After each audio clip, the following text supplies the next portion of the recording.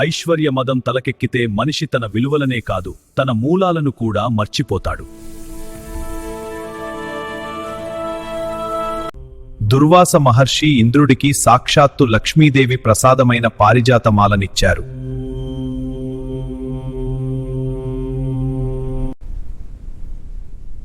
కాని ఆ గర్వం ఆ ప్రసాదాన్ని అవమానించేలా చేసింది.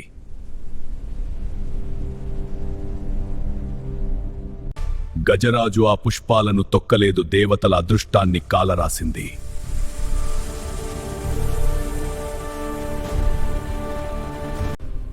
మహర్షి ఆగ్రహం అగ్నిపర్వతంలా పేలింది.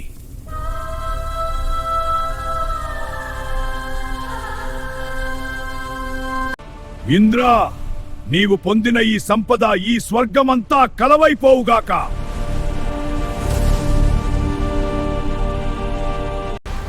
క్షణాలలో స్వర్గలోకం కళావిహీనమైంది, ఐశ్వర్యం ఆవిరైపోయింది.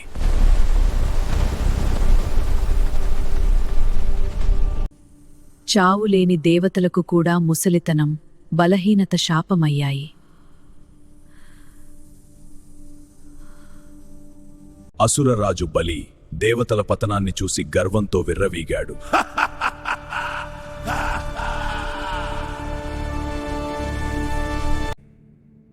అధికారం పోయిన వేళ అహంకారం అగాధంలో పడింది.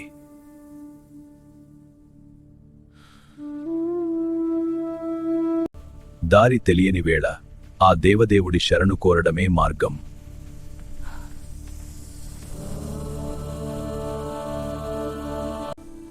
క్షీరసాగరశాయి తన భక్తుల కష్టాన్ని చూస్తున్నారు.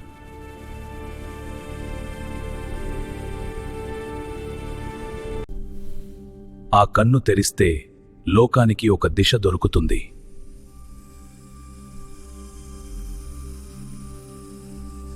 అమృతం, అదే మీ సమస్యకు ఏకైక సమాధానం.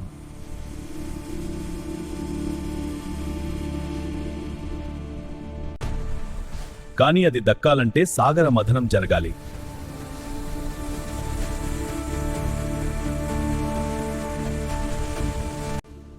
అంతటి కార్యమా? దేవతల మనసులో సందిగ్ధం మొదలైంది.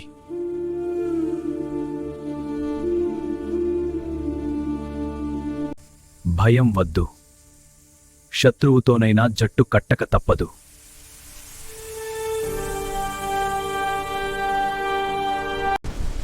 అవసరం కోసం ఇంద్రుడు తన శత్రువైన బలిచక్రవర్తి దగ్గరకు వెళ్ళాడు.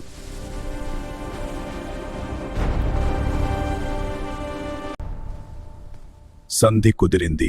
రెండు భిన్న శక్తులు ఒకే లక్ష్యం కోసం కలిశాయి.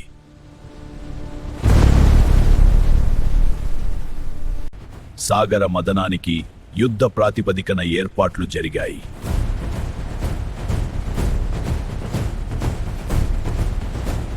మందర పర్వతాన్ని మోశారు, కాని అది సముద్రంలో మునిగిపోతోంది.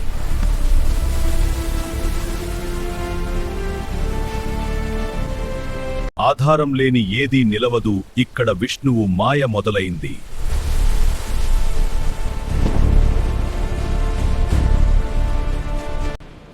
కూర్మ రూపంలో ఆ పరమాత్మే ఆధారమయ్యాడు.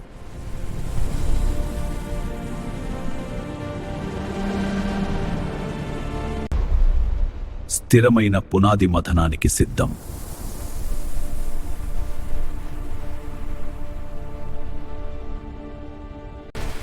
వాసుకి మథనానికి త్రాడుగా మారింది.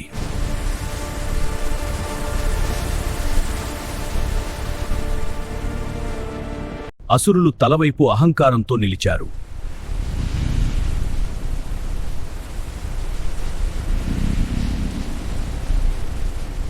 దేవతలు తోకవైపు వినయంతో నిలిచారు.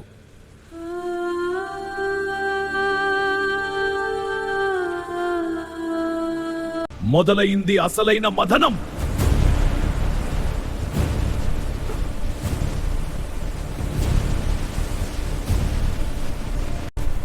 మథనం అంటే కష్టం.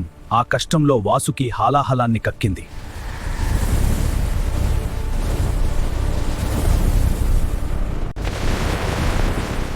ప్రతి కదలిక ఒక మహాయజ్ఞం.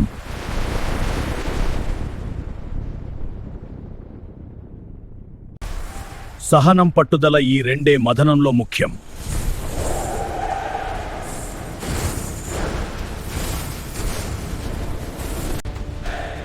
మనసును మధించినప్పుడే నిజమైన ఫలితం వస్తుంది.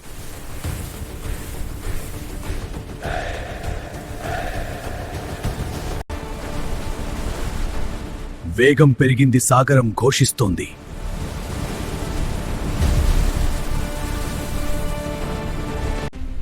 సర్వశక్తులు ధారపోస్తున్నారు.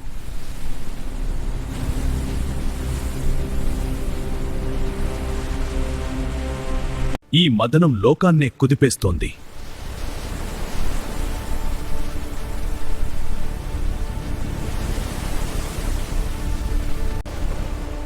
కాని అమృతం కంటే ముందే భయంకరమైన విషం వచ్చింది.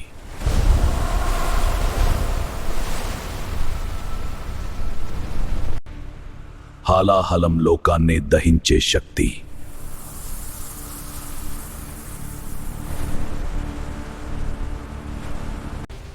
ఆపద్బాంధవుడు ఆ పరమశివుడే దిగివచ్చాడు.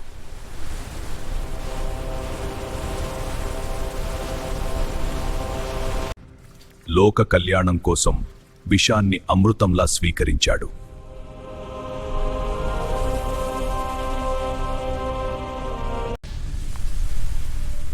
నీలకంఠుడు అయ్యాడు, మృత్యువునే గెలిచాడు.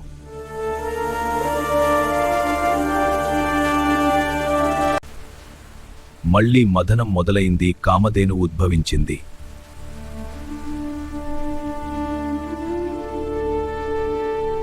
ఏడు తలల గుర్రం ఉచ్చైశ్రవం సాక్షాత్కరించింది.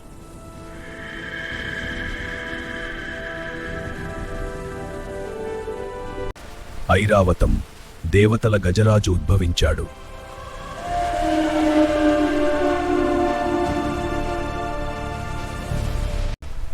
కోరిన కోర్కెలు తీర్చే కల్పవృక్షం వెలిసింది.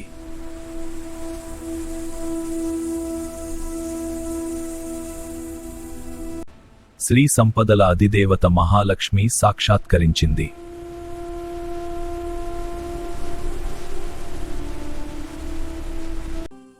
ఆ తల్లిని చూసి లోకమే పులకించిపోయింది.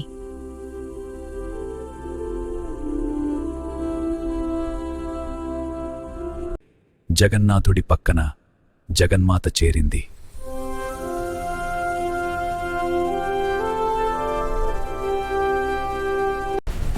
లక్ష్యం దగ్గర పడింది, మదనం పతాక స్థాయికి చేరింది.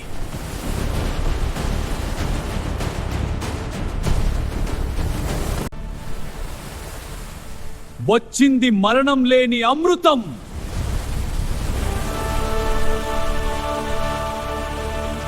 కాని అసురులు దాన్ని లాక్కున్నారు. ధర్మం మళ్లీ సంకటంలో పడింది.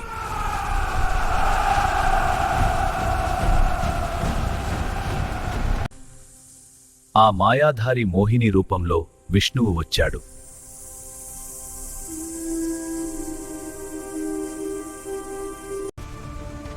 మాయలో మునిగిపోయారు అసురులు, ఆ అమృతాన్ని మర్చిపోయారు.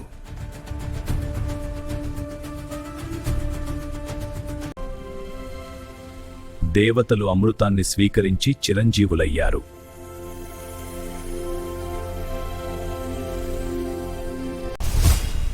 మాయతో వంచిన వారికి శిక్ష తప్పలేదు.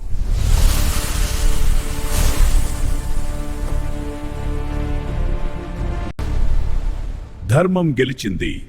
దేవతలు మళ్లీ తమ తేజస్సును పొందారు.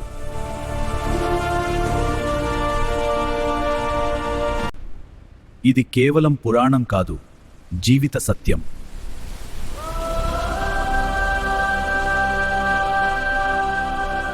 మనసును మదించి జ్ఞానమనే అమృతాన్ని సాధించడమే మానవ జన్మ లక్ష్యం.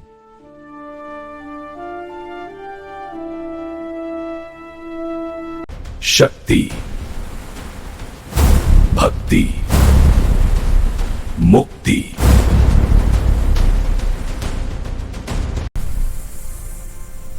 ఇలాంటి గొప్ప విషయాల కోసం మా ఛానల్ని సబ్స్క్రైబ్ చేయండి.